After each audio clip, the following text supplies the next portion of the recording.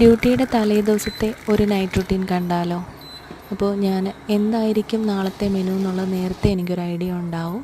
അപ്പോൾ അതിനനുസരിച്ച് ബ്രേക്ക്ഫാസ്റ്റിന് ഇഡലിയോ ദോശയോ ഒക്കെ ആണെങ്കിൽ അതിൻ്റെ ബാറ്റർ തലേ ദിവസം തന്നെ നമ്മൾ പ്രിപ്പയർ ചെയ്ത് വെക്കും.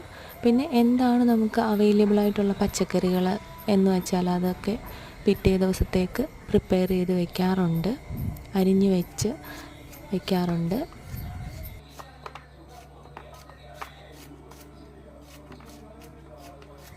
പിന്നെ രാവിലെ എഴുന്നേറ്റിട്ട് ചോറ് വെച്ചിട്ട് കൊണ്ടുപോകുന്നത് അത്ര എളുപ്പമുള്ള ജോലിയല്ല. അതുകൊണ്ട് എന്താണെങ്കിലും തലേദിവസം ചോറ് ബാക്കി കാണും, അതിൽ വെള്ളം ഒഴിച്ചിട്ട് തിളപ്പിച്ച് കൊണ്ടുപോകാറാണ് പതിവ്. പിന്നെ പച്ചക്കറികളൊക്കെ പ്രിപ്പയർ ചെയ്ത് എയർ ടൈറ്റ് കണ്ടെയ്നറിനകത്തിൽ ഫ്രിഡ്ജിൽ സൂക്ഷിച്ച് വയ്ക്കും.